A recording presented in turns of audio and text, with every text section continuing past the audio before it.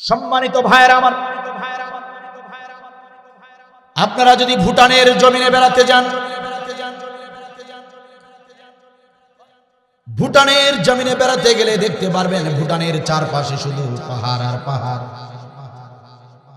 যদি কখনো চীন দেশে ঘুরতে যান, চীনের জমিনে গেলে গলিতে গলিতে দেখতে পাবেন শুধু ইঞ্জিনিয়ার।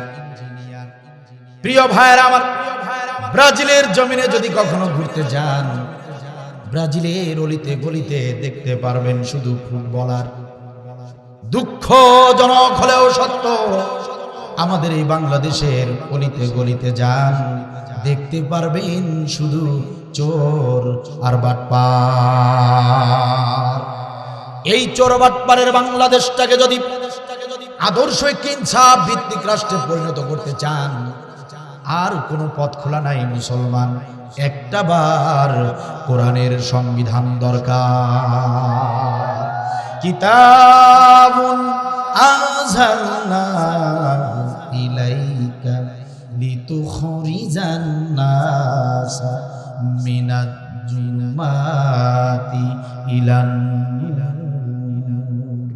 আল্লাহ রাব্বুল আলামিন বলেন, গোলামেরা শোনো, ও গোলামেরা শোনো, এই কুরআনুল কারীম তোমাদের প্রতি এমনি এমনি আমি নাজিল করি নাই। এই কুরআনুল কারীম আমি তোমাদের প্রতি রং তামাশা করবার জন্য নাজিল করি নাই রে গোলাম। এই কুরআনুল কারীমের কাজ হলো আইয়ামে জাহিলিয়ার মতো অন্যায় জুলুমের যত অন্ধকার রয়েছে, সমাজের সমস্ত অন্ধকার দূর করে দিয়া এই কুরআনুল কারীম তোমাদেরকে আলোর একটি সমাজ দেখাবে, আলোর পথ দেখাবে। এই কুরআনুল কারীমের কাজ হলো সমস্ত সুদ ঘুষ দুর্নীতি সব কিছু বন্ধ করে দিয়া একটি আদর্শ রাষ্ট্রে পরিণত করে দিতে পারে। এই কুরআনুল কারীমের কাজ হলো জাহান্নামের পথ থেকে ধরে ধরে তামাম মানবতাকে জান্নাতের পথ দেখাতে পারে। কথা কার? কথা আল্লাহ। ফাইম্মা ইয়াতিয়ান্নাকুম মিন্নি হুদান ফামা তাবিআ হুদায়া ফালা খাউফুন আলাইহিম ওয়ালা হুম ইয়াহজানুন। আল্লাহ রাব্বুল আলামিন আরেক জায়গায় বলেন, অতঃপর আমার পক্ষ থেকে কুরআনুল কারীম নামের গাইডলাইন যাবে, আমার পক্ষ থেকে কুরআনুল কারীম নামের একটা তোমাদের কাছে বিধান যাবে, আইন যাবে। এই বিধান যারা অনুসরণ করবে, এই কোরআনের আইন যারা অনুসরণ করবে, ফালা খাউফুন আলাইহিম ওয়ালা হুম ইয়াহজানুন, তাদের কোনো ভয় নাই, কোনো চিন্তা নাই। ইহকালীন শান্তি, পরকালীন মুক্তির গ্যারান্টি আমি আল্লাহ রাব্বুল আলামিন। সুবহানাল্লাহ। কাল সকালে কথাগুলো কার? আল্লাহর কথায় নড়াচড়া আছে? 19-20 হবে? কোরআনের কথায় কোনো ভুল আছে? সে কোরআনের কথা, আল্লাহর কথা। কোরআনের বিধান যদি মানো, ফালা খাউফুন আলাইহিম ওয়ালা হুম ইয়াহজানুন। শান্তি আর মুক্তির গ্যারান্টি কে দিয়েছেন? নিরাপত্তার গ্যারান্টি কে দিয়েছেন? সেই আল্লাহর বিধান বাদ দিয়া আমরা সবাই মুজিব সেনা, ভয় করি না বুলেট বোমা, এই স্লোগান দিবেন। মানুষের তৈরি করা মতবাদ গ্রহণ করবেন, মানুষের তৈরি গঠনতন্ত্রের দল করবেন, আর আল্লাহর কাছে কাঁদবেন আর দোয়া করবেন, আল্লাহ শান্তি দাও, শান্তি দাও। তেঁতুল গাছ লাগিয়ে আম খেতে চান, তেঁতুল গাছ লাগিয়ে আম খেতে চান, আম গাছ লাগান, আম পাবেন। আল্লাহকে বোকা বানাবার চেষ্টা করবেন। কথা কি বোঝা যায়? কোরআনের বিধান ছাড়া আমাদের কখনো শান্তি আসবে না। একদম সাফ কথা। কার বানিয়েছে? কে? আল্লাহ। কে বানিয়েছে আমাদেরকে? আল্লাহ বানিয়েছে। তো আমাদের কিসে ভালো, কিসে কল্যাণ আর কিসে অকল্যাণ কে ভালো জানবে? সুতরাং কোরআনের কাছে ফিরে আসেন, কোরআনের কাছে ফিরে আসেন, এক হয়ে যান, কোরআনের কাছে ফিরে আসেন। আল্লাহ তাআলা বলেন, আল্লাহ তাআলা বলেন, যদি তোমরা কোরআনের পথে ফিরে আসো, ইসলামের জন্য, কোরআনের জন্য যদি এক হতে পারো, তাহলে দিনের বিজয় কে দিবেন? ওয়ালা তাহিনু ওয়ালা তাহজানু ওয়া আনতুমুল আলাউনা ইন কুনতুম মুমিনিন। যদি মুমিন হিসেবে মুমিনের কাজগুলো তোমরা করতে পারো তাহলে বিজয় দেবার দায়িত্ব কার? আল্লাহ। আল্লাহ। সূরা আল আহজাব কয় নম্বর সূরা? হ্যাঁ দেখেন সবাই বলতেছেন না। কয় নম্বর সূরা? 33 নম্বর সূরার আমি একটি মাত্র আয়াত তিলাওয়াত করেছি। কয় নম্বর আয়াত? 35 নম্বর আয়াত। একটি মাত্র আয়াত তিলাওয়াত করেছি প্রিয় ভাইরা। এই একটি আয়াতকে সামনে রেখে আমি এখন থেকে যদি 50 থেকে 60 মিনিট কথা বলি খারাপ লাগবে? কষ্ট লাগবে? এই একটি আয়াতে এদিকে তাকান, আমার দিকে তাকান, আমার দিকে তাকান। আয়াত একটি। কয় নম্বর আয়াত? 35 নম্বর আয়াত। আয়াত একটি। কিন্তু এই আয়াতের ভিতর আল্লাহ তাআলা 10টি আমলের নির্দেশ দিয়েছেন। সুবহানাল্লাহ বলবেন? সুবহানাল্লাহ। কয়টি আমল? 10টি আমল। কয়টা আয়াতের ভিতরে? একটা আয়াতের। একটা আয়াতের ভিতরে 10টা আমলের নির্দেশ দিয়েছেন আল্লাহ আমাদেরকে করবার জন্য। এই 10টি আমল,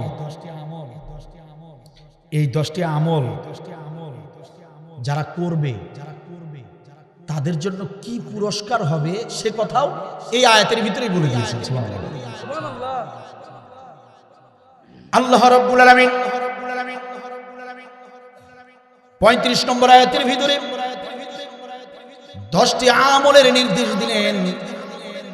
10টি আমল কর রে গোলাম, 10টি আমল কর। এই 10টি আমল যদি করতে পারিস রে গোলাম, আমি আল্লাহর পক্ষ থেকে তোদের জন্য 2টি পুরস্কারের ব্যবস্থা করেছি। কয়টি পুরস্কার? আল্লাহ রাব্বুল আলামিন বলেন, গোলামেরা শোনো, যদি এই 10টি আমল করতে পারো,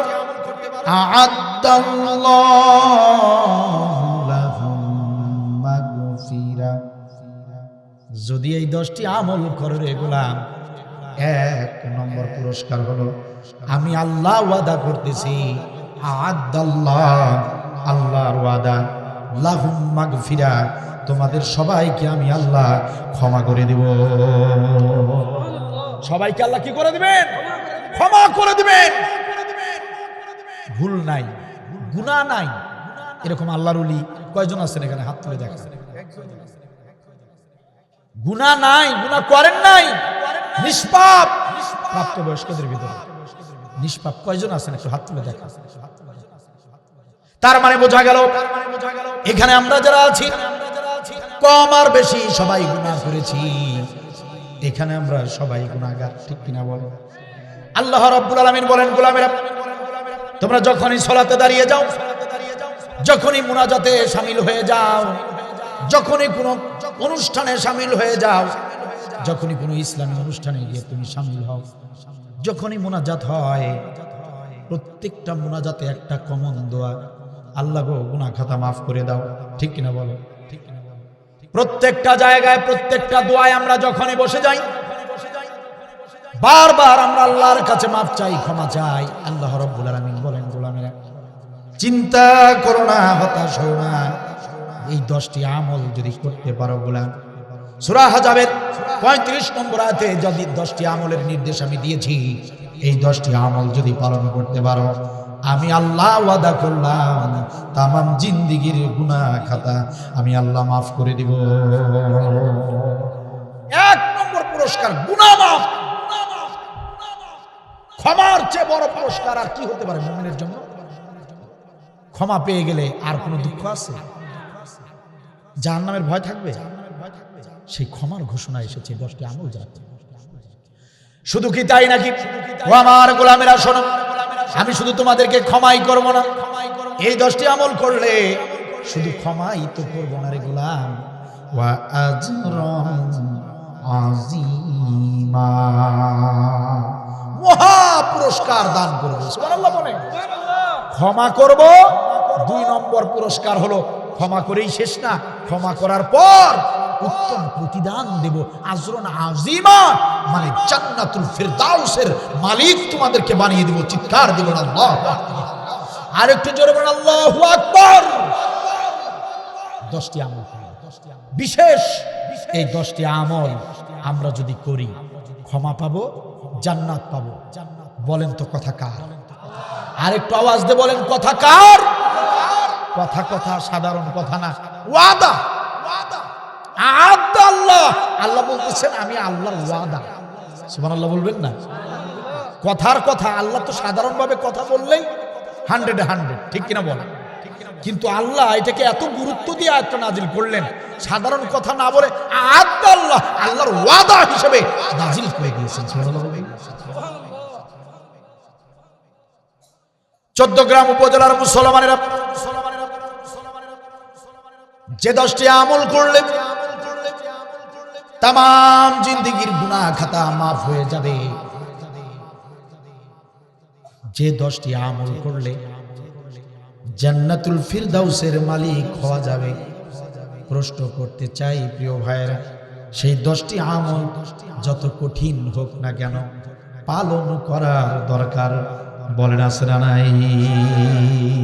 রাজি আছেন? রাজি আছেন? আমি কি এখন একটা একটা করে বলবো আমলগুলো? আল্লাহ রাব্বুল আলামিন বলেন, গোলামেরা শোনো, এই 10টি আমলের 1 নম্বর আমল হলো ইন্নাল মুসলিমিনা ওয়াল মুসলিমাত। 1 নম্বর নির্দেশ হলো তোমরা যারা নারী, তোমরা যারা পুরুষ, উভয়কেই মুসলিম হতে হবে। 1 নম্বর কাজ হলো, 1 নম্বর শর্ত হলো সবাইকে মুসলিম হতে হবে। কি হতে হবে? মুসলিম হতে হবে। 14 গ্রাম উপজেলার মুসলমানেরা মনে মনে বলতেছেন, ও হুজুর, মুসলিম তো আগে থেকে আমরা, আমাদের বাবা মুসলিম, দাদা মুসলিম, 14 গোষ্ঠী মুসলিম, মুসলিম দেশে বাস করি, আমাদের প্রধানমন্ত্রী মুসলিম ছিল, পুতুলের মা হাসিনা, আমরা তো সবাই মুসলিম। তাহলে বোঝা গেল 1 নম্বর আমলে আমরা পাস। 1 নম্বর আমল আর কষ্ট করে করার দরকার নাই। আমরা ছোটবেলায় চামড়াও কেটেছি, একেবারে অটোপাস।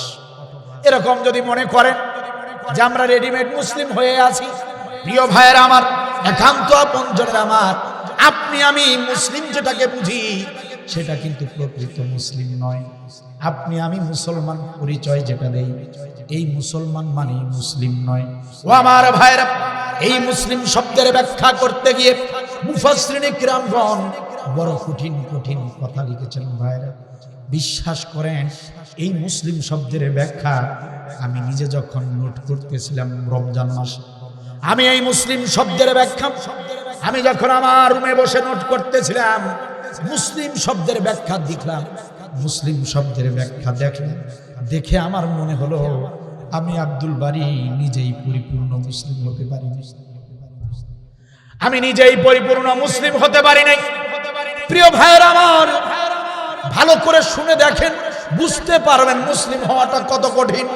মুফাসসিরিনে কিরামগণ বলেন, আল্লাহ রাব্বুল আলামিন এই কুরআনুল কারীমে যত আদেশ দিয়েছেন, যে কাজগুলো করার জন্য নির্দেশ দিয়েছেন, ওই কাজগুলো যারা করবে, আর যত কাজের নিষেধ দিয়েছেন, যে কাজগুলোকে আল্লাহ হারাম করেছেন, ওই কাজগুলো থেকে যারা নিজেদেরকে বিরত রাখবে, ওই হারাম থেকে যারা নিজেদেরকে বাঁচিয়ে রাখতে পারবে, সমস্ত হালালগুলো করবে, সমস্ত হারামগুলো থেকে নিজেদেরকে যারা বাঁচিয়ে রেখে নিজেদের জীবনটাকে আল্লাহর কাছে সমর্পণ যারা করে দেয়, তারাই হলো প্রকৃত মুসলিম।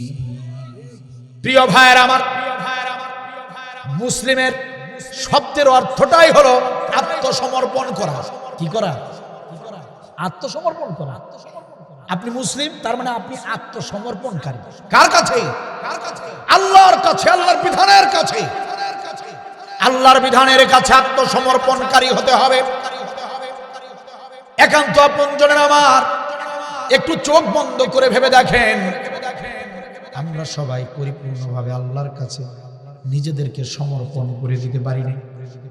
আল্লাহ যে কাজগুলোকে হারাম করেছেন, সমস্ত হারাম থেকে আমরা এখন নিজেদেরকে বাঁচাতে পারিনি। আল্লাহ তাআলা যে কাজগুলোকে হালাল করেছেন, করার নির্দেশ দিয়েছেন, চোখ বন্ধ করে বাসায় গিয়ে ভেবে দেখবেন সেই ভালো কাজগুলো, নেক আমলগুলো আমরা পরিপূর্ণ করতে পারি নাই। তার মানে বোঝা হয়ে গেল আমরা এখনো বেশিরভাগ লোকেরাই প্রকৃত মুসলিম হতে পারি নাই।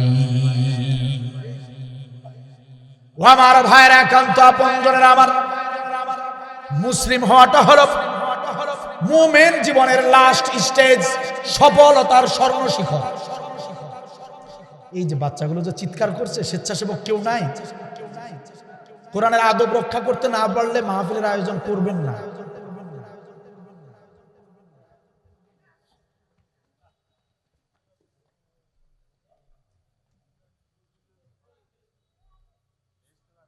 ভাইরা আমার শোনেন,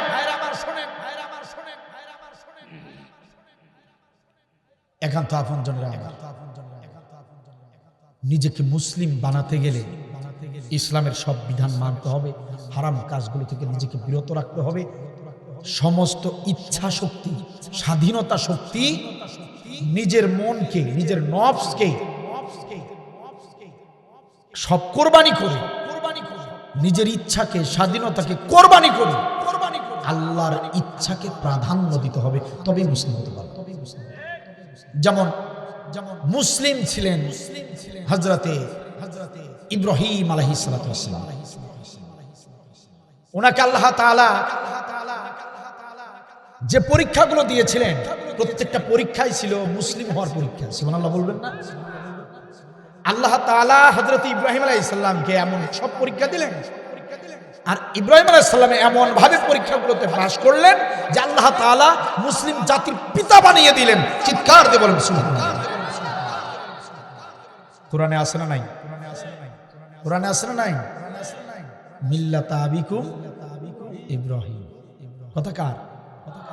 মুসলিম জাতির পিতা বানিয়ে দিলেন ইব্রাহিম আলাইহিস সালামকে। এমনি ভাবছেন? এমনি দিয়েছে জাতির পিতা বানিয়ে? এমনি ভাবছেন? এমনি এমনি হয়েছে জাতির পিতা? শেখ মুজিবের মতো হয়েছে?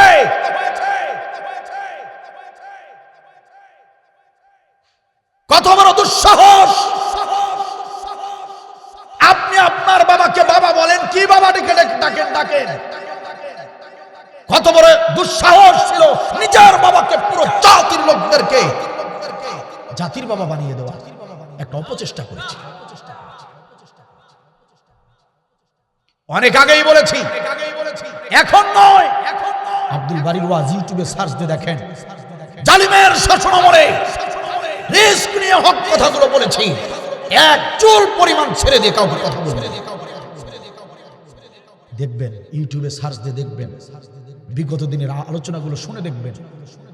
ভাববেন না যে এখন বলতেছি, আগেও বলেছি, এখনো বলছি। যদি আল্লাহ, যদি ইব্রাহিমের নাম যদি কোরআনে ডিরেক্ট জাতির পিতা হিসেবে যদি আল্লাহ নাজিল না করতেন, তাহলে বলতে পারতাম, আরো 2-4 জনকে জাতির পিতা বানাতে পারতাম। কিন্তু যখন আল্লাহ নিজে স্বয়ং তিনি কোরআনের আয়াত নাজিল করে বলে দিয়েছেন, নির্দিষ্ট করে দিয়েছেন যে ইব্রাহিম তোমাদের জাতির পিতা, এই আয়াত নাজিল হবার পরে কোন মুসলমান মায়ের সন্তান অন্য ব্যক্তিকে জাতির পিতা বলতে পারে না। যদি বলে সে জারজ সন্তান, সে বৈধ সন্তান হতে পারে।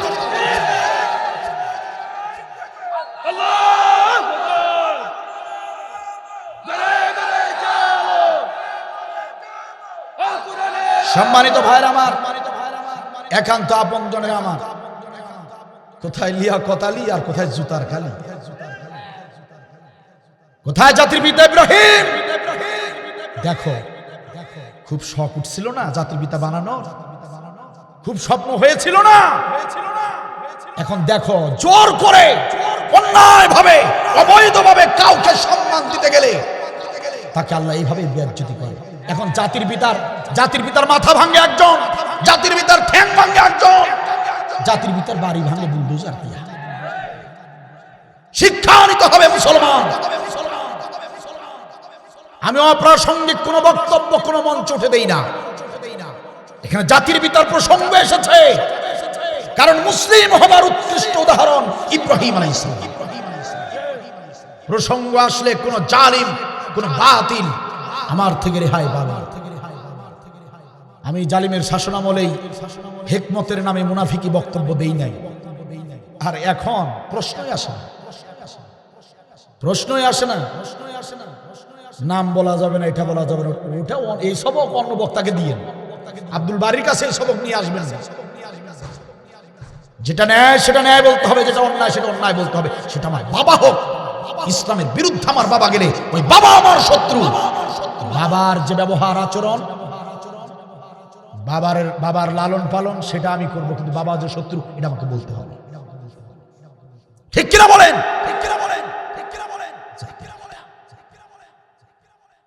দেখেন মুসলিম কারে বলে ইব্রাহিম নবী শিখাইয়া দিলেন। এমনি এমনিতেই তিনি মুসলিমের জাতির পিতা হন নাই,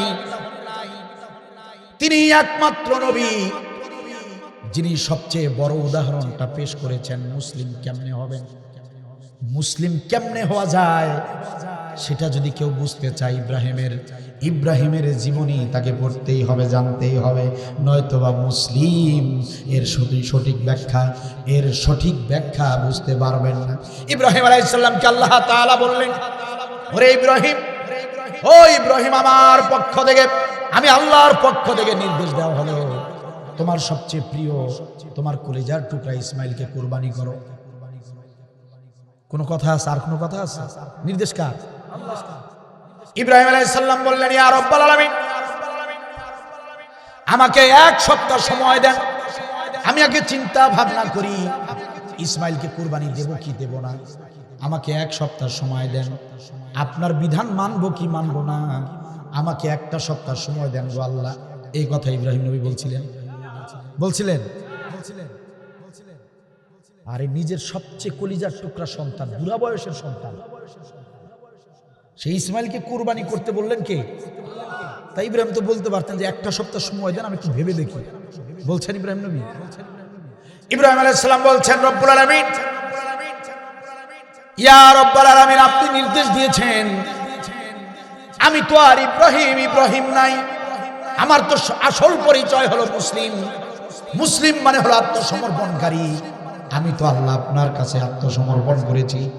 আমার নিজের ইচ্ছা বলতে কিছু নাই, নিজের সম্পদ বলতে কিছু নাই, নিজের সন্তান বলতে কিছু নাই। আপনার ইচ্ছা যেটা, আমার ইচ্ছাও সেটা। আপনি নির্দেশ দিয়েছেন আর আমি ইব্রাহিম সেটাই পালন করব।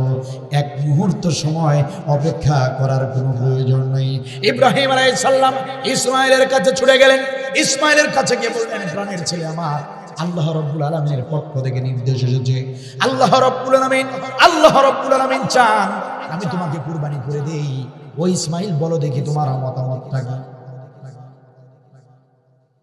ওই ইসমাইল, বলো তোমার মতামত কি, আমি যে তোমাকে আল্লাহর নির্দেশে কুরবানি করতে চাই। ইসমাইল আলাইহিস সালাম বললেন, আব্বাজান, ও আব্বাজান, আপনি যেমন মুসলিম হবার কারণে, আত্মসমর্পণকারী হবার কারণে, নিজের ইচ্ছাকে কুরবানি দিয়া আল্লাহর ইচ্ছাকে বাস্তবায়ন করার জন্য যেরকম ছুরি হাতে নিয়ে দাঁড়িয়েছেন, আব্বাজান, আমিও তো সেই রকমেরই একজন মুসলিম। আপনি যেমন মুসলিম, আমি ইসমাইল, আমিও তো মুসলিম। আপনি যেমন আপনার ইচ্ছা কোরবানি দিয়া আপনার সবচেয়ে প্রিয় মানুষটা, আপনার সবচেয়ে প্রিয় সন্তানটাকে কোরবানি করতে রাজি হয়ে গিয়েছেন, জানি গো আব্বাজান, জানি এর চেয়ে বড় কঠিন কাজ আপনার হতে পারে না। কিন্তু আপনি যে সবার থেকে আল্লাহকে বেশি প্রাধান্য দেন, আল্লাহর বিধানকে প্রাধান্য দেন, কারণ আপনি মুসলিম। আপনি যদি এত কষ্ট করে ত্যাগ করে আপনার সন্তানকে কোরবানি দিতে পারেন, আমিও সেই মুসলিম, আল্লাহর আত্মসমর্পণকারী, আল্লাহর বিধানের কাছে সমর্পণকারী। আমি ইসমাইল আল্লাহর কারণে, আল্লাহর বিধানের কারণে, আপনার মতোই আমিও মুসলিম হবার কারণে একবার নয়, দুবার নয়, 100 বার কোরবানি হতে রাজি আছি। সাতাজিদুনি ইনশাআল্লাহ মিনাস সাবিরিন। আব্বা জান, দেরি করবেন না, আমাকে হাত পা বেঁধে ফেলুন, আমাকে শোয়ায়া দেন, আর আপনি ছুরিটা নিয়ে আমার গলায় ফেস দিয়ে দেন। সাতাজিদুনি ইনশাআল্লাহু মিনাস সাবিরিন। আব্বা জান, আপনি দেখতে পারবেন আমি কোনো নড়াচড়া করব না, আমি কোনো বাধা দেব না, আমাকে আপনি সবরকারীদের অন্তর্ভুক্ত পাবেন ইনশাআল্লাহ, আমাকে আপনি ধৈর্যশীলদের মতো পাবেন। ও আব্বা জান, একটু নড়াচড়া করব না, একটু বাধা দেব না, আপনি আল্লাহর নির্দেশ পালন করুন, আমাকে কুরবানি করে দেন। সাতাজিদুনি ইনশাআল্লাহু মিনাস সাবিরিন। হযরত ইব্রাহিম আলাইহিস সালাম তিনি কি করলেন? ছেলেকে শোয়া দিয়ে কোরবানি দিয়ে দিলেন। ডাইরেক্ট কোরবানি, ডাইরেক্ট কোরবানি, সরাসরি কোরবানি দিয়ে দিলেন। আল্লাহর বিধান মানতে গিয়া তিনি কোরবানি করে দিলেন। ইব্রাহিম নবী তো জানতেন না যে আল্লাহ এটা শুধু পরীক্ষা নিচ্ছেন, ইসমাইলের রক্ত আল্লাহ দেখবেন না, দেখতে চান না। ইসমাইলকে সরিয়ে দিয়ে আল্লাহ রাব্বুল আলামিন ফেরেশতার মাধ্যমে দুম্বা শুইয়ে দিলেন আর ডাক দিয়ে বলেন, ইব্রাহিম, এতদিন ছিলে শুধু ইব্রাহিম, আজ থেকে তুমি ইব্রাহিম, তোমার নামের সঙ্গে আমি আল্লাহর নামটা যোগ করে দিলাম। আজ থেকে ইব্রাহিম থেকে তুমি ইব্রাহিম খলিলুল্লাহ। ও আমার ইব্রাহিম, তুমি শুধু মুসলিম নও রে, তুমি শুধু মুসলিম নও, তুমি মুসলিম জাতির পিতা। সুবহানাল্লাহ বলেন। দেখেন মুসলিম কারে বলে? কোনো যুক্তি চলবে না, কোনো তর্ক চলবে না, কোনো ব্যাখ্যা চলবে না। আল্লাহ যেভাবে বলবেন ওইভাবেই পালন করতে হবে।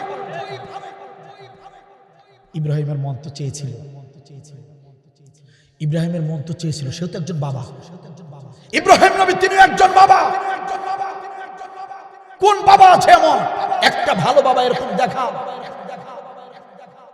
যে সন্তানকে হত্যা করতে পারে? আরে বাবারা তো সন্তানদের জন্য নিজেদেরকে কোরবানি করে দিতে পারে। কথা বলেন না কেন? আরে বাবারা তো নিজেদেরকে শেষ করে দিতে পারে। বাবারা তো নিজের কিডনি দিয়ে ছেলেকে বাঁচাতে পারে। বাবারা তো সেই বাবা। রাতের বেলা ডাকাত যদি বাড়িতে আসে, গুন্ডা ছিনতাইকারী যদি বাড়িতে আসে, যুবক ছেলেটাকে যখন মারধর শুরু করে, আরে বাবা তো কি করে? বাবা তো দৌড়ে এসে গুন্ডাকে বলে, বাবা আমার ছেলেটাকে তুমি ছেড়ে দাও, আমাকে গুলি করে মারো। বাবা তো এটা, বাবার পরিচয় তো এটা। বাবা তো সন্তানের গলায় ছুরি লাগাতে পারে না। ইব্রাহিম আলাইহিস সালামের মনও চেয়েছিল যে আমি ইব্রাহিমকে আল্লাহ তুমি কেন নিলা না? আমি ইব্রাহিম কোরবান হয়ে যেতাম। কিন্তু এমন একটা জিনিস তুমি চেয়েছো যেটা আমার নিজের চাইতেও প্রিয়, ইসমাইল। ইব্রাহিমের মনও চেয়েছিল ইসমাইলকে বাঁচিয়ে দিই, আমি শেষ হয়ে যাই। কথা বলেন না কেন? কিন্তু ইব্রাহিম নবী কি ভেবেছেন? না, আমার ইচ্ছা চাইলেই তো হবে না, তাহলে তো আমি মুসলিম না। আত্মসমর্পণকারী কে? মুসলিম। তো তাহলে তো আমি মুসলিম হতে পারবো না, বরং আমার ইচ্ছা যেটাই চাক সেই ইচ্ছাকে কুরবানি দিয়ে আল্লাহ যেটা চান সেটাই করতে হবে, তাহলে আমি মুসলিম। কথা কি বুঝতেছেন আপনারা? আরো সহজভাবে বোঝার চেষ্টা করেন। আপনি সরকারি চাকুরি করেন, ঘুষ খাওয়ার অপার সুযোগ রয়েছে। ইচ্ছা করলেই প্রতিদিন 50,000, 1 লাখ, 2 লাখ ঘুষ খেতে পারবেন।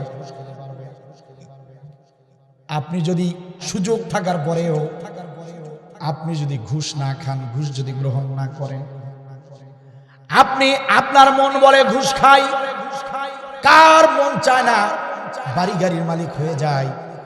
বলেন তো দেখি, কার মন চায় না বিশাল অট্টালিকা বানাই? কার মন চায় না সুন্দর সুন্দর গাড়ি কিনে ঘুরে বেড়াই?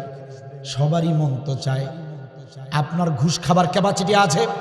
মন বলে ও সলিমউদ্দিন রে ঘুষ খা, ও কলিমউদ্দিন রে ঘুষ গ্রহণ কর।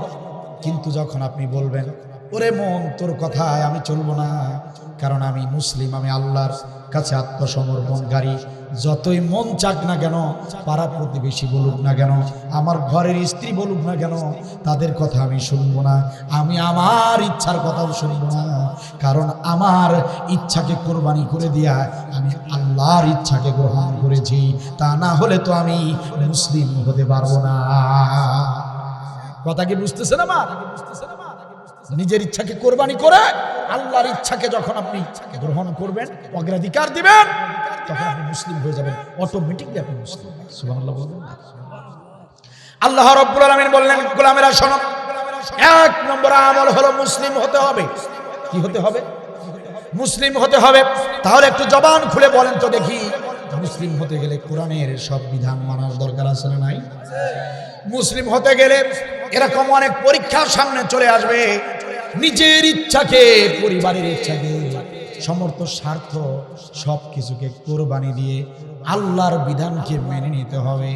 এমন পরীক্ষা যদি এসে যায়, ও প্রিয় মুসলমান ভাইরা বলেন তো, সেই পরীক্ষাগুলোতে পাশ করার দরকার আছে না নাই? যদি করতে পারেন, মুসলিম যদি হতে পারে, তাহলে কপাল খুলে গেল। কারণ মোমেন জীবনের জান্নাতি মানুষদের সবচেয়ে বড় স্টেজ হচ্ছে মুসলিম হওয়া। কথা কি বুঝতেছেন? মুসলিমটা হলো সবচেয়ে উপরের স্টেজ। মুসলিম হয়ে যদি মরেন, বিনা হিসেবে জান্নাত। সুবহানাল্লাহ বলবেন না?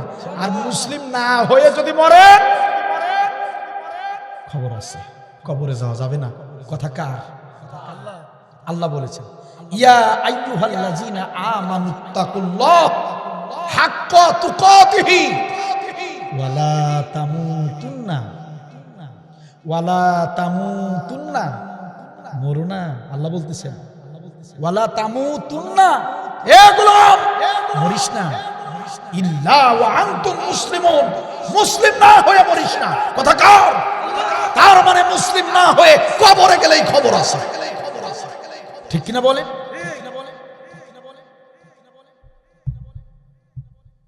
তাহলে মুসলিম হবার দরকার আছে না নাই? আপনাদের খারাপ লাগছে? গান নাই, ফান নাই, কমেডি নাই, নাচানাচি নাই, হাসাহাসি নাই, একটু কষ্ট তো লাগবেই। আমার আলোচনায় নাচানাচি হাসাহাসি নাই। কঠিন থেকে কঠিনতর কথাগুলো শুনতে হবে, কারণ এটা বিনোদনের মঞ্চ না। কথা কি বুঝছেন? আমাদের দেশের অনেক মঞ্চই এখন কোরআনের মঞ্চগুলো বিনোদনের মঞ্চ হয়ে গিয়েছে। এর জন্য বক্তারা দায়ী না, আপনারা দায়ী। কথা বুঝছেন? সতর্ক হন, সব জায়গায় ইসলামকে মানার চেষ্টা করেন। কোরআনের মঞ্চ, যেটাকে জান্নাতের বাগান বলা হয়েছে, আসমানের নিচে আর জমিনের উপরে, এই মাজলিসের চেয়ে আল্লাহর কাছে প্রিয় মাজলিস আর নাই, যেখানে কোরআনের কথা হয়। এই জন্য কখনো আয়োজন করলে যারা কোরআনের হক কথাগুলো বলে তাদেরকে নিয়ে আসবো, নাচ গান করে, হাসি ঠাট্টা করে, লোক জমায়েত করার জন্য এই ব্যবসা বন্ধ করবে। কথা কি বোঝা যায়? সম্মানিত ভাইয়েরা আমার, তাহলে 1 নম্বর আমল হলো মুসলিম হতে হবে। গুনাহ খাতা যদি মাফ করিয়ে নিতে চাই, আর পরকালে যদি জান্নাতের মালিক হতে চাই, আমার আল্লাহ বলেন, ও গোলাম রে, 10টি আমল করতে হবে। 1 নম্বর আমল হলো হতে হবে মুসলিম। ঠিক কিনা বলেন? 2 নম্বর আমলের দিকে যাই প্রিয় ভাইয়েরা আমার। আল্লাহ রাব্বুল আলামিন বলেন, ও আমার গোলামেরা শোনো, 2 নম্বর আমল হচ্ছে ওয়াল মুমিনিনা ওয়াল মুমিনাত। 2 নম্বর আমল হলো তোমরা যারা নারী, তোমরা যারা পুরুষ, উভয়কেই মুমিন হতে হবে। আওয়াজ দিয়ে বলেন তো, কি হতে হবে? মুমিন হতে হবে। মুমিন হতে হবে। এখানে সাধারণ মুমিনের কথা বলা হয় নাই। কালেমা পড়লেই মুমিন হওয়া যায়। ও প্রিয় ভাইরা আমার, কালেমা পড়লেই তাদেরকে মুমিন বলা হয়, কিন্তু এখানে কালেমা পড়া মুমিনের কথা বলা হয় নাই। একটু বুঝতে হবে, ধৈর্য দিয়ে একটু কথাগুলো শুনতে হবে ভাইরা। এখানে ব্যাখ্যা করার একটা বিষয় রয়েছে। মুসলিম হলো আমাদের লাস্ট স্টেজ, অথচ আল্লাহ তাআলা এই আয়াতের ভিতরে 1 নম্বর স্টেজ বানিয়ে দিয়েছেন মুসলিম। মুসলিম হবার পর বললেন মুমিন হও। মুসলিম হবার পরে যেহেতু মুমিন হবার কথা আল্লাহ বলেছেন, তার মানে স্পষ্ট বোঝা যায় এখানে সাধারণ মুমিনের কথা বলা হয় নাই, এখানে প্রকৃত মুমিন হবার নির্দেশ দিয়েছেন। চিৎকার দিয়ে বলেন সুবহানাল্লাহ। প্রকৃত মুমিন হতে হবে। কথা কি বোঝা যায়? চাচা মিয়া কি হয়েছে আপনার? বসেন, পা ধরছে, একটু হাঁটেন। এই যে এই পাশ দিয়ে, এই পাশ দিয়ে হাঁটেন। বেশি অসুস্থ হলে বাসায় চলে যান, সমস্যা নেই। আল্লাহ কবুল করুন, বলেন আমিন। এখন আসেন, মুমিন কেমনে হবেন? মুমিন কেমনে হবেন? ও কালেমা পড়ছেন, মুমিন হয়ে গেছেন।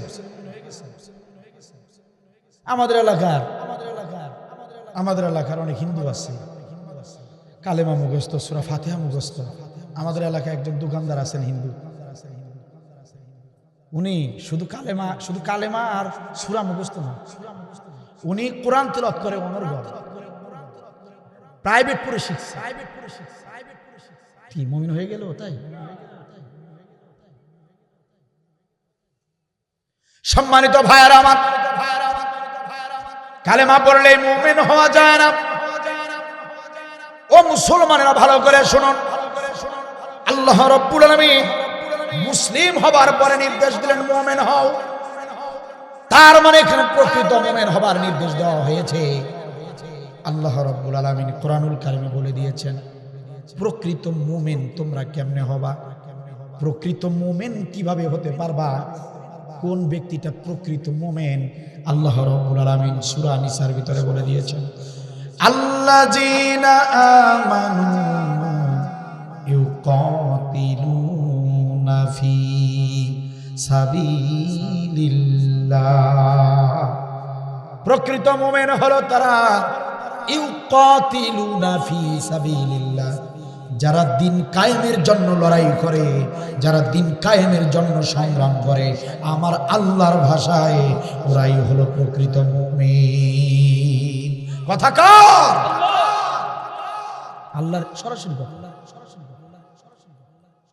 সরাসরি কথা। মুমিন ওরা যারা দিন কায়েমের জন্য লড়াই করে।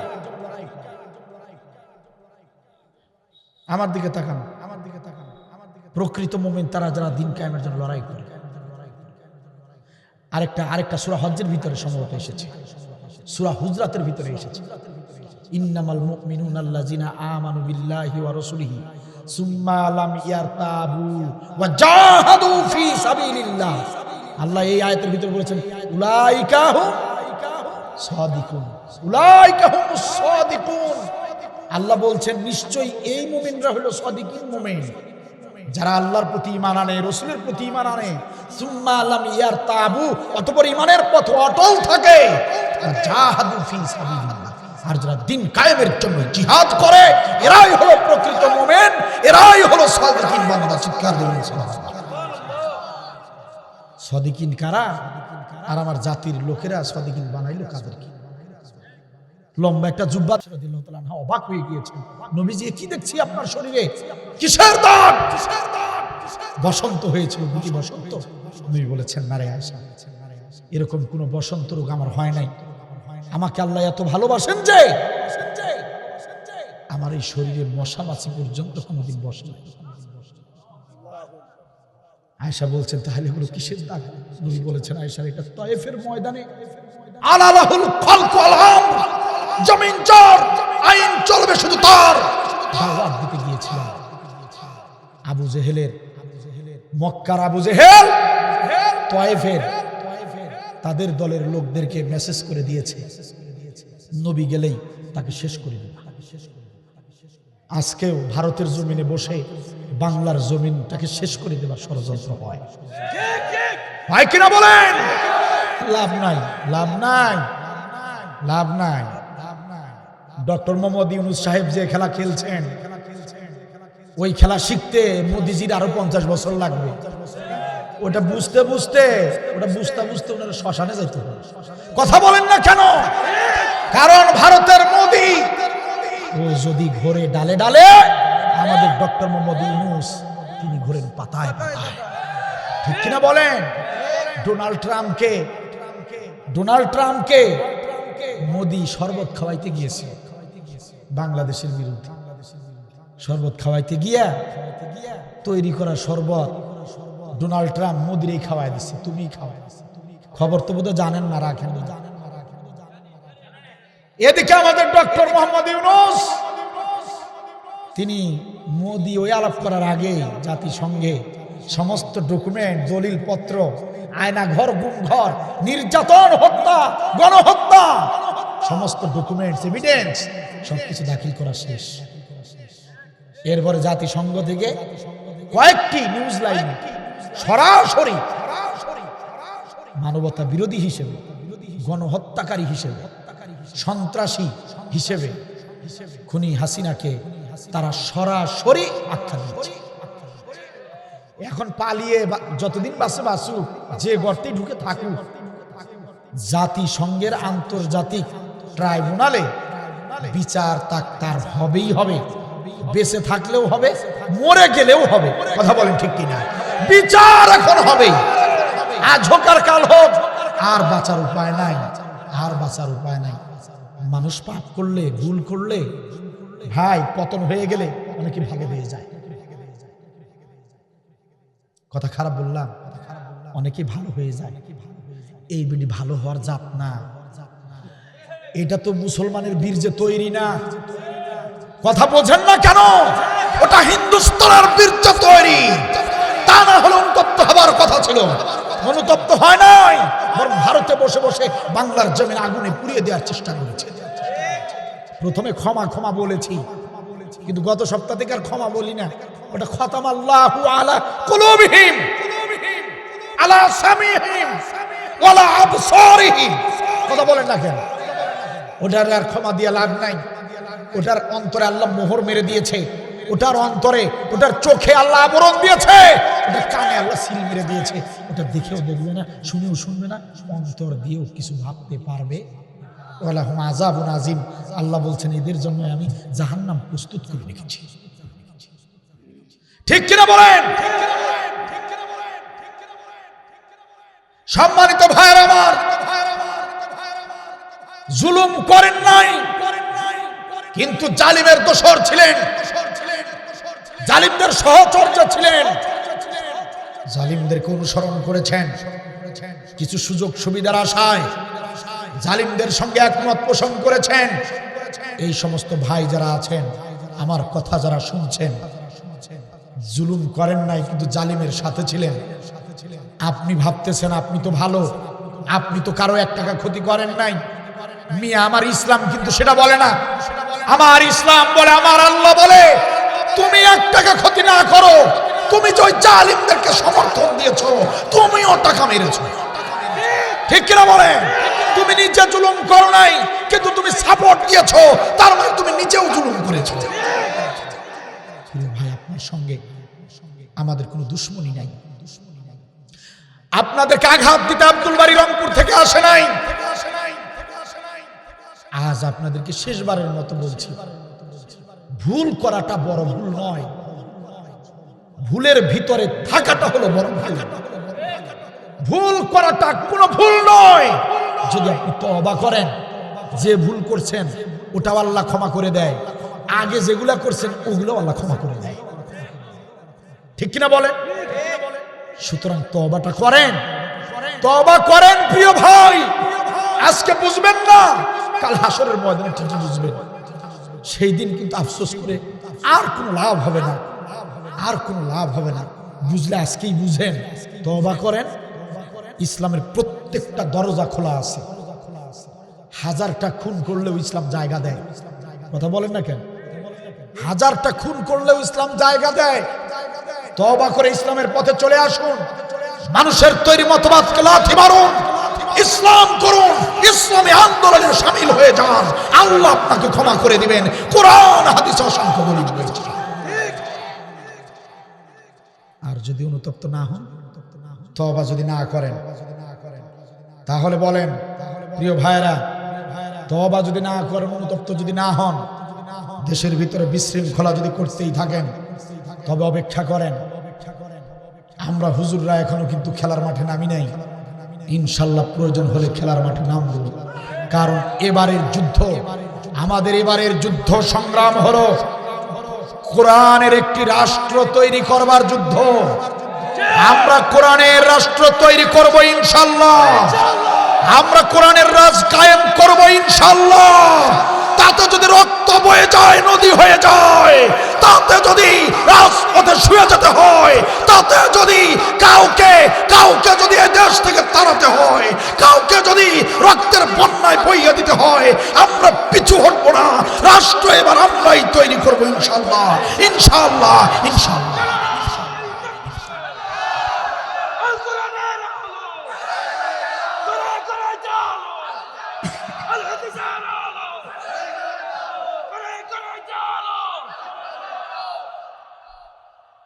মাশাআল্লাহ, জাযাকাল্লাহ।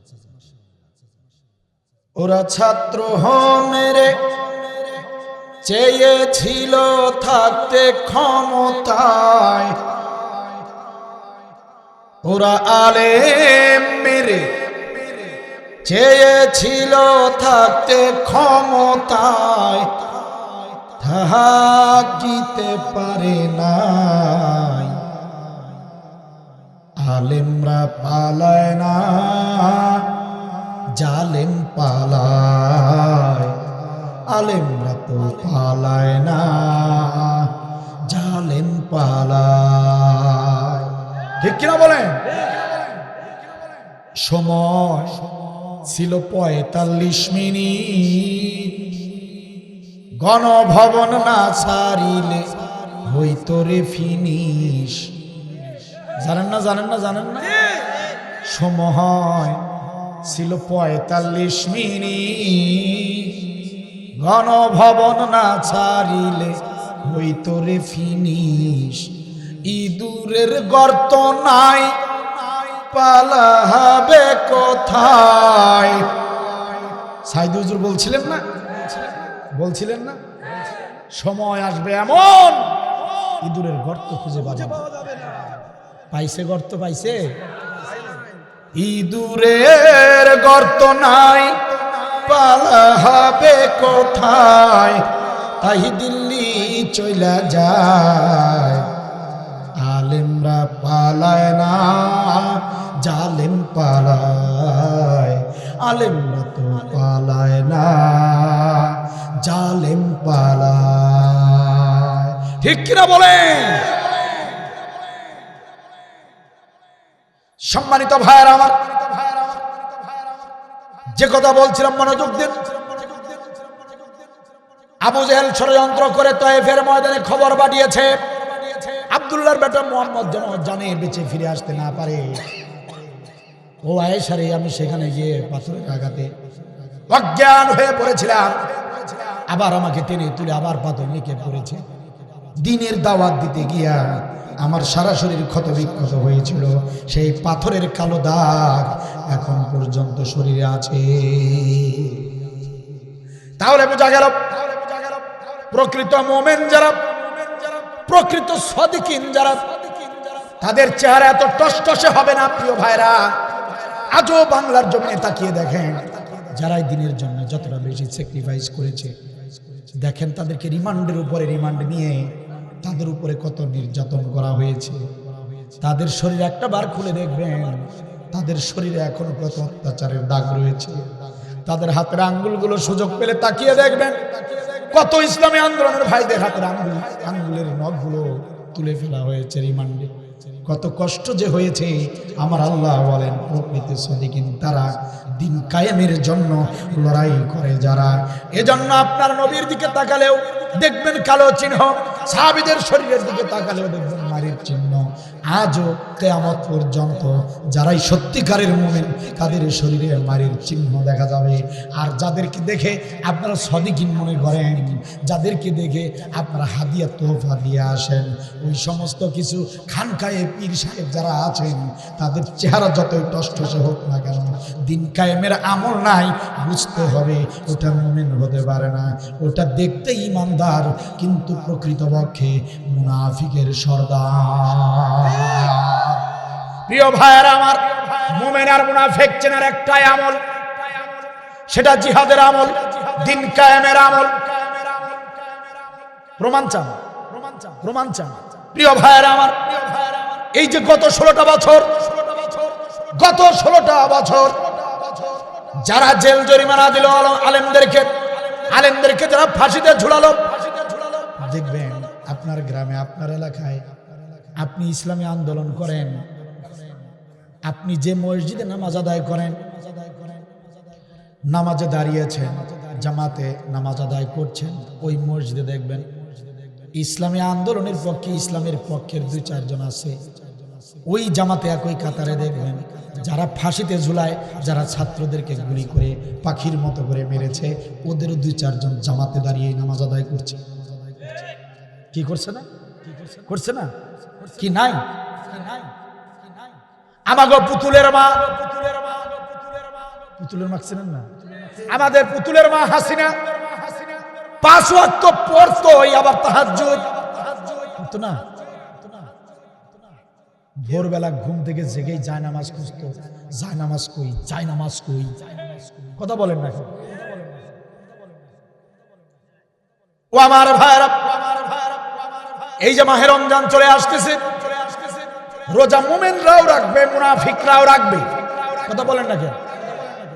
মুমিনরাও রোজা রাখবে, মুনাফিকরাও রাখবে। আপনি রোজা রাখবেন, বোঝা যাবে না, আর ওরা রোজা রাখবে, বারবার বোঝাবে, একবারের জায়গায় 10 বার থুতু ফেলবে। ইফতারের সময় হবার আগেই 1 ঘন্টা আগেই হোটেলগুলো দখল করে নেবে, ভালো জগটা আগে ভাগে নিয়ে রাখবে, ভালো ইফতারিটা আগে ভাগে নিয়ে রাখবে, ভালো গ্লাসগুলো, ভালো বেঞ্চগুলো, ভালো আসনগুলো হোটেলের মধ্যে 1 ঘন্টা আগে নিয়ে বসে থাকবে, আর লোকদেরকে জানাবে খুব রোজাদার আমি, খুব রোজা লাগছে আমার। বিশ্বাস হলো না? বারবার থুতু ফেলবে, বাজারে যাবে, ঘাটে যাবে, থুতু ফেলবে, আর বলবে জানিস রে খোকন আজকে খুব রোজাটা লাগছে রে। মানে আপনারা যে মনে মনে ভাবেন যে রোজা রাখে না, কথা কি বুঝতেছেন? আপনি আমি যে মনে মনে ভাবি যে রোজা রাখবো, যে শয়তানের শয়তান চান্দাবাজি করে খায়, কথা কি বুঝতেছেন? ও এটা মনে মনে জানে যে অনেকে তো মনে করবে যে আমি রোজা রাখি না, তো এই জন্য বারবার প্রকাশ করার চেষ্টা করবে যে আমি রোজা। হজের কথা যদি বলেন, বর্তমান সময়ে বাংলাদেশে মোমেনদের চেয়ে মুনাফিকদের হাজি বেশি, তারাই হজ বেশি করে। কারণ বাংলাদেশে দাড়ি ছাড়া হাজির সংখ্যা বেশি। জানেন না? চেয়ারম্যান, এমপি, মন্ত্রী, অসংখ্য হাজি, তারা জীবনে হজের পরিচয় দেয় না। তারা যে হাজি পরিচয় দেয় না শরমে, কারণ এক ওয়াক্ত নামাজও পড়ে না, দাড়িও রাখে না, এই শরমে হাজির পরিচয় দেয় না। কিন্তু বেশিরভাগ নেতারাই হজ করে আসছে। এরা আবার হজ করতে গিয়ে আবার সিগারেট টানে, হজ করতে গিয়ে মদ খায়। বিশ্বাস হইল না? আমি গল্প শুনছি। তাহলে হজ ওরাও করে, এরাও করে, কথা কি বোঝা যায়? যারা ফাঁসিতে ঝুলিয়েছে ওরাও হজ করে, যারা ফাঁসিতে ঝুলে তারাও হজ করে। নামাজ, রোজা, হজ, যাকাত, যে আমলের কাছে আপনি যান না কেন, মুমিনরাও করবে, মুনাফিকরাও করবে। একটা মাত্র আমল শুধু মুমিনরাই করবে, প্রকৃত মুমিন না হলে আমল করার সাহস তাদের হবে না। এই আমল মুনাফিকরা 100 হাত দূরে থাকবে, জিহাদের কাছে মুনাফিকরা যাবে না। আর মুমিন যারা জিহাদ ছাড়া কিছু বুঝবে না,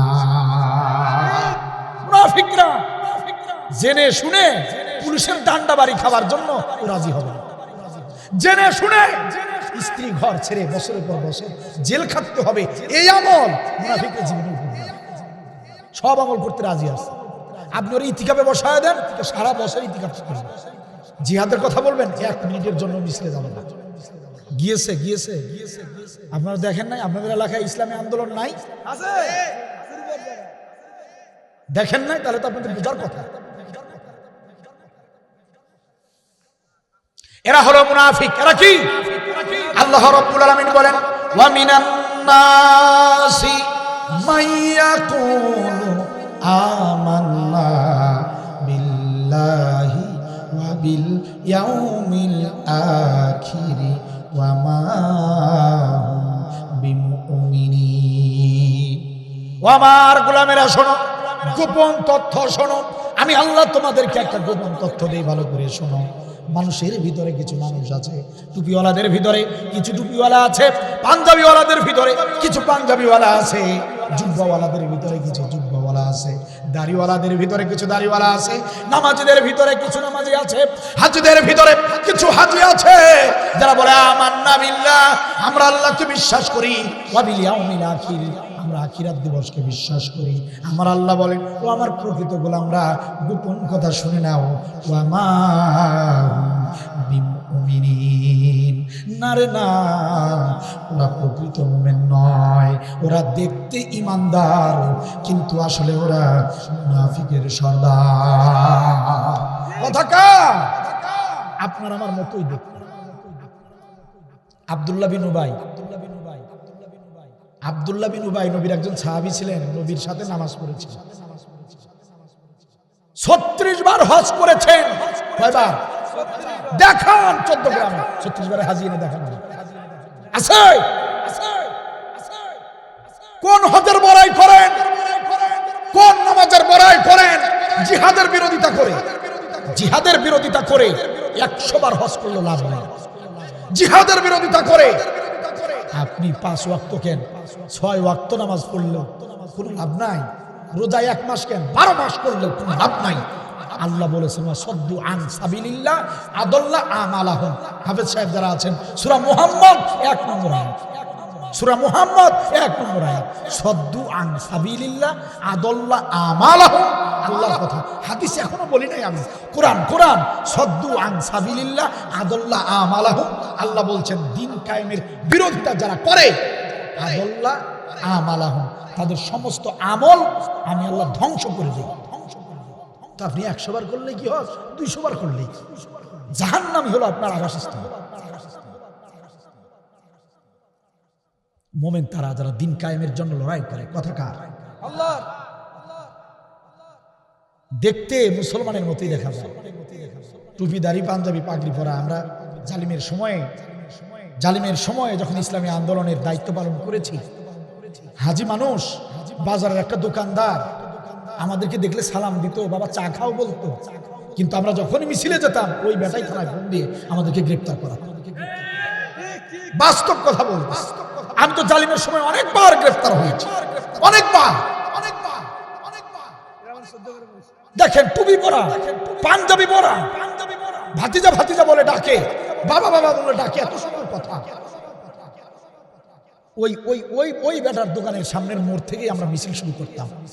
আর ওই বেটা যখনই আমরা মোড়টা ছাড়তাম, ওই বেটা ফোন দিয়ে বলতো থানায় বসে থাকেন, এদিকে ওরা মিছিল দেয়। চিন্তা করছেন? দেখতে একই রকম। আল্লাহ বলেন গোপন কথা শুনে নাও বান্দা, না এরকম সবাই কিন্তু চেহারা এক হইলি, চেহারা কিন্তু মুমিন নয়, কথা কা? সম্মানিত ভাইয়েরা আমার, ছোট্ট ছেলে প্রাইমারিতে পড়ে, ছোট্ট ছেলে, বয়স হলো 9-10, প্রাইমারি স্কুলে গিয়েছে, ছুটি হয়েছে বিকাল 3টায়। আপনারা জানেন বর্ষার দিনে রাস্তার আশেপাশের জমিগুলোতে একটুখানি পানি থাকে, খাল থাকে, আর সেখানে ছোট ছোট মাছও থাকে, ঠিক কিনা বলে? এই ছোট্ট প্রাইমারির ছেলেটা বাড়ির দিকে ফিরতে সময় গ্রামের মেঠো পথ ধরে বাড়ির দিকে ফিরতেছিল, তাকিয়ে দেখলো একটা ক্ষেতের জমিতে একটুখানি খাল, সেখানে মাছের পোনা কিলবিল করতেছে। ছেলেটা এবার মাছের পোনা দেখে বই খাতা সব রাস্তার উপরে রেখে এভাবে শার্ট প্যান্ট এভাবে গুছিয়ে ওই কাদা পানির মধ্যে নেমে পড়লো।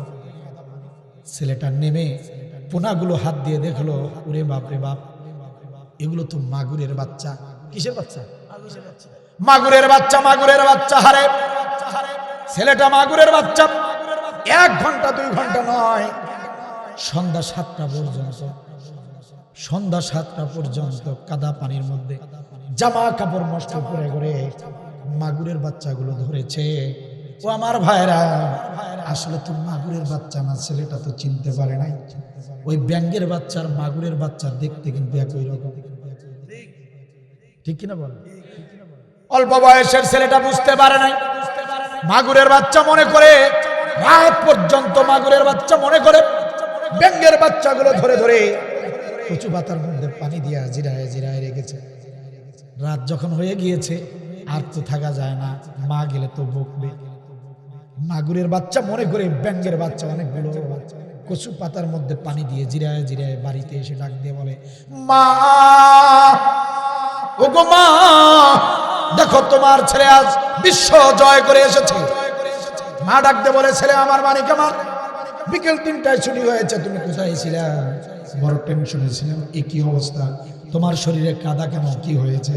ছেলে ডাক দিয়ে বলে, মা গো মা, এই যে দেখো বসে একটা কাজ করে এসেছি গো মা। একটা খালের ভিতরে দেখলাম মাছের বাচ্চা। আমি সেই মাগুর মাছের বাচ্চাগুলো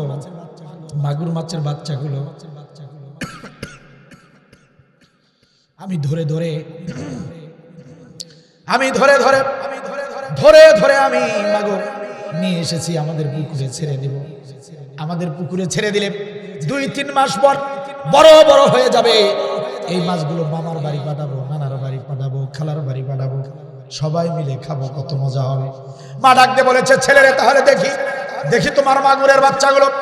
এবার ছেলে যখন মায়ের সামনে মাগুরের বাচ্চাগুলো দিয়েছে, মা এবার হাতে নিয়ে দেখে, না রে না রে না, এগুলো তো মাগুরের বাচ্চা না, এগুলো হলো ব্যাঙের বাচ্চা। কিসের বাচ্চা? ব্যাঙের বাচ্চা। এগুলো তো ব্যাঙের বাচ্চা। মা এই দৃশ্য দেখে তো মায়ের রাগ উঠে গেছে। এমনি টেনশন হচ্ছিল, তিনটা চারটা ঘন্টা স্কুল ছুটি হয়েছে, বাড়িতে আসে নাই। তার উপরে জামা কাপড় নষ্ট করে কাদা মেখে মেখে ব্যাঙের বাচ্চা ধরেছে। মেজাজটা কার না খারাপ হয়? মা এবার থাপ্পড় মেরে বলেছে, বেয়াদব ছেলে, এতক্ষণ ধরে জামা কাপড় নষ্ট করে এই ব্যাঙের বাচ্চা তোকে কে ধরতে বলেছে? আজকে রাতে তোর খাবার আমি বন্ধ করে দিলাম। ছেলে এবার কান্না করে বাড়ির বাহিরে কান্না করছে। আর বাবা বাজার থেকে আসবে, যখন মায়ের বিরুদ্ধে অভিযোগ করবে, তখন বাবা যখন বাজার থেকে এসে দেখে বাড়ির বাহিরে ছেলে কান্না করে।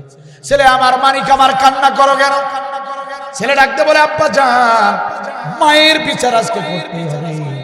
বাবা বলেছে, কি করেছে মা বলো? ছেলে বলে, আব্বা জান, এই যে দেখো না, আমি কত কষ্ট করে 3-4 ঘন্টা কষ্ট করে মাগুরের বাচ্চা ধরে এনেছি, আর আম্মা বলে এটা কিনা ব্যাঙের বাচ্চা, আর আমার গালে থাপ্পড় মেরে দিয়ে বলেছে রাতের খাবার বন্ধ। বাবা বলে, দেখি ছেলে আমার, ব্যাঙের বাচ্চা নাকি মাগুরের বাচ্চা, আমাকে দেখাও। যখন বাবা দেখলো, তাকিয়ে দেখলো, না রে না রে না, এগুলো তো মাগুরের বাচ্চা না, এগুলো হলো ব্যাঙের বাচ্চা। বাবা ডাকতে বলে, ছেলে আমার, কান্না করো না ছেলে, কান্না করো না। মায়ের চর দিয়েছে, থাপ্পড় দিয়েছে, মনে কষ্ট নিও না। আজকে তুমি এমন একটা জিনিস শিখতে যাচ্ছ, যে শিক্ষাটা তোমার সারাটা জীবন কাজে লাগবে। প্রাণের ছেলে আমার, ও ছেলে রে, একদিন তুমি অনেক বড় হবা। হয়তো আমি পৃথিবীতে বেঁচে থাকবো না, তোমার মাও একদিন বেঁচে থাকবে না। জীবনের চলার পথে, জীবন যুদ্ধে একটা জিনিস খুব খেয়াল রাখবা, এই যে তুমি যেটাকে তুমি মাগুরের বাচ্চা মনে করে এনেছো, এটা আসলে ব্যাঙের বাচ্চা। ব্যাঙের বাচ্চা আর মাগুরের বাচ্চা দেখতে একই রকম, এই জন্য তোমার ভুল হয়েছে। দেখতে একই রকম হলেও ব্যাঙ আর মাগুর কখনো এক হতে পারে না। ও আমার সোনা মানিকরে, এরকম জীবন চলার পথে দেখতে ভালো মানুষ, চেহারা সুরতে লেবাসে দেখতে পারবা বড় ইমানদার, কিন্তু মানিক আমার, চেহারা লেবাস দেখলেই বোঝা যাবে না, চেহারা লেবাস দেখলেই বোঝা যাবে না ইমানদার। ছেলে আমার, মনে রাখবা, চেহারা লেবাসের ভিতরেও থাকবে কিছু মুনাফিকের সর্দার। চেহারা এক হয়ে গেলেই, চেহারা দেখেই, কথা শুনেই, মিষ্টি মধুর কথা শুনে কখনোই ভালো মানুষ ভাবা যাবে না। কারণ আল্লাহ রাব্বুল আলামিন কোরআনুল কারিমে জানিয়ে দিয়েছেন, এমন কিছু মানুষ আছে দেখতে ইমানদার, কিন্তু নারে বেটা, এদের ভিতরে আছে কিছু মুনাফিকের সর্দার। কথা বলেন ঠিক কিনা? আমার ভাইরা, একান্ত আপনজনের আমার, এজন্য আমাদের দেশেও টুপি পাঞ্জাবি পরা অনেক লোক আছে যারা ইসলামী আন্দোলনের বিরোধিতা করে। আমার আল্লাহ বলেন, তারা মুমিন নয়, মুমিন হলো তারা ইউকাতিলুনা ফি সাবিলিল্লাহ, দিন কায়েমের জন্য লড়াই করে যারা, প্রকৃত মুমিন হলো তারা। কথা কার? আল্লাহ বলেন, 2 নম্বর আমল মুমিন হও, 2 নম্বর আমল মুমিন হও, মানে দিন কায়েমের সংগ্রাম করে, তাহলে প্রকৃত মুমিন হওয়া যাবে। কথা কার? তাহলে বলেন, আমাদের সবাইকে দিন কায়েমের আন্দোলন করার দরকার আছে না নাই? ফরজ, সব ফরজের বড় ফরজ। নামাজের নির্দেশ 82 বার, রোজার নির্দেশ 14 বার, কোরআনে হজ্জের নির্দেশ 1 বার, কোরআনে যাকাতের নির্দেশ 34 বার, সেই কোরআনে দিন কায়েমের নির্দেশ 917 বার। 917 বার, 917 বারের আমলটাকে অবহেলা করে, 917 বারের জিহাদের আমলকে অস্বীকার করে নামাজ রোজা জান্নাতে যেতে চাও, লাভ হবে না। তোমার নামাজ রোজা হজ যাকাত কবুল হবে তখন, সেই সঙ্গে জিহাদের আমল থাকবে। যখন জিহাদের আমল নাই, কোন আমলের খাওয়া নাই। কথা কার? সেই জিহাদের আমল করতে ভয় লাগে? মরতে তো হবেই। যার যেদিন যে সময় মৃত্যু হবার কথা লিপিবদ্ধ করা আছে কোথায়, তাহলে সেই দিনই তো মৃত্যু হবে। জিহাদ দেখে ভয় কিসে? মৃত্যু সেদিনই হবে, সেই সময়ে হবে। পার্থক্য একটা জায়গায় আছে, আপনাকে ইচ্ছা শক্তি দেওয়া হয়েছে। আপনি জিহাদের পথে মরবেন নাকি শয়তানের পথে মরবেন, ওটা আপনি ঠিক করবেন, ওটা আমি ঠিক করবো। কথা কি বুঝতেছেন আপনি? জালিম হয়ে মরতে চান, ওই দিনই মরবেন, কিন্তু মৃত্যুটা হবে জাহিলিয়ার মৃত্যু, মুনাফিকের মৃত্যু। আর জিহাদ করে মরবেন, ওই দিনই মরবেন, ওই দিনই। কিন্তু আপনি জিহাদের পথে মরলেন, শাহাদাতের মৃত্যু। সুবহানাল্লাহ বলবেন না? আমার দেশের লোকদেরকে এই জিনিসটাই বুঝাতে পারি নাই, 16টা বছর এই জিনিসটা বুঝাইতে পারি নাই। লোকেরা জীবনের ভয়ে তারা রাস্তায় নামতো না। আল্লামা সাইদির মতো মানুষ, যার পায়ের জুতার ফিতার মতো সম্মান মর্যাদা আমার নাই, ওইরকম একজন ব্যক্তি যদি 13 বছর জেলের ঘানি টানতে পারে এই জিহাদের পথে, অপরাধ কি? দিন কায়েমের আন্দোলন, সব শেষে জীবনটাও দিয়ে দিলেন। মোদী সরকারের নির্দেশে বিষ মিশ্রিত ইনজেকশন পুশ করে তাকে হত্যা করা হলো ঠান্ডা মাথায়। তার মতো মানুষ যদি জীবন দিতে পারে, জেল খাটতে পারে, ও সলিমউদ্দিন কলিমউদ্দিন আব্দুল মালিক, আমাদের এত জীবনের কেন এত মায়া, কিসের এত অহংকার জীবন নিয়ে? মরতে তো হবেই। আসুন দিন কায়েমের আন্দোলন করি। আল্লামা সাইদি রহমাতুল্লাহি আলাইহি তিনি জীবন দিয়েছেন, উৎসর্গ করেছেন যে দিন কায়েমের আন্দোলন করে। আসুন সেই দিন কায়েমের বাকি কাজ আমরা নিজেরা করি। আসুন দেশটাকে নতুন করে সাজাই, আল্লামা সাইদির স্বপ্নটাকে পূরণ করি। আসুন আসুন আসুন সবাই মিলে এক হয়ে যাই। আসুন মুমিন হয়ে মুমিনের দায়িত্ব পালন করি। আসুন এই বাংলাদেশটাকে ইনসাফ ভিত্তিক একটি আদর্শ রাষ্ট্রে পরিণত করি। কে কে রাজি আছেন? দুহাত তুলে আল্লাহকে দেখা।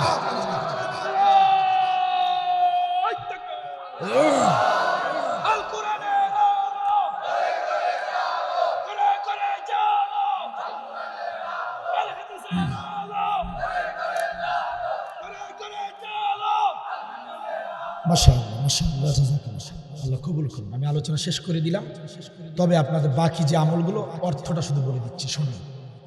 1 নম্বর আমল কি? মুসলিম হতে হবে। 2 নম্বর আমল মুমিন হতে হবে। ভালো করে শুনেন, আর কাল সকালে নিজেরা একবার এই আয়াতটা অর্থ সহ দেখে নেবেন। কার নির্দেশ? 4 নম্বর আমল সাদিকিন হতে হবে। সাদিকিন বান্দা, সাদিকিন মানে সত্যপন্থী, শুধু সত্যবাদী না, সত্যপন্থী। সত্য কথাও বলবো, সত্য পথে। এরপরে সবিরিন মানে ধৈর্য ধারণকারী হতে হবে। এরপরে বিনয়ী হতে হবে। কি হতে হবে? নম্র ভদ্র বিনয়ী। এরপরে মুতাসাদ্দিকিনা মুতাসাদ্দিকাত দানকারী হতে হবে, সাদাকাকারী হতে হবে। কথা কি বুঝতেছেন? এরপর আল্লাহ তাআলা বলেন সাইমিন ও সাইমাত, সিয়াম পালনকারী হতে হবে। এই যে মাহে রমজান চলে এসেছে, সামনের মাসে মাহে রমজান, আল্লাহ বলছেন সিয়ামকারী হতে হবে। হাফিজ ওয়াল হাফিজিনা ফুরুজাহুম ওয়াল হাফিজাত, লজ্জা স্থান হেফাজতকারী হতে হবে। জিনা ও অশ্লীলতা থেকে নিজেদেরকে বাঁচিয়ে রাখতে হবে। ওয়াজাকিরিনাল্লাহ কাসীরা ওয়াজাকিরাত, জিকিরকারী হতে হবে, মানে আল্লাহকে স্মরণে রাখতে হবে। ব্যবসা করছেন, আল্লাহকে স্মরণে রেখে ব্যবসা করবেন। ওজন দিচ্ছেন, আল্লাহকে স্মরণে রেখে ওজন দিয়েন। চাকরি করছেন, আল্লাহকে স্মরণ করে ঘুষ খাওয়া বন্ধ করেন। সব কাজে সব সময় স্মরণ করবেন কাকে? আল্লাহ বলছেন এই 10টি আমল যদি করো, আ'আদাল্লাহ, আল্লাহর ওয়াদা, লাহুম মাগফিরা, তোমাদেরকে ক্ষমা করে দেওয়া হবে, ওয়া আজরুন আযীমা, তোমাদেরকে মহা পুরস্কারে পুরস্কৃত করা হবে, মানে জান্নাতের মালিক বানিয়ে দেওয়া হবে। চিৎকার দেবেন আল্লাহু আকবার।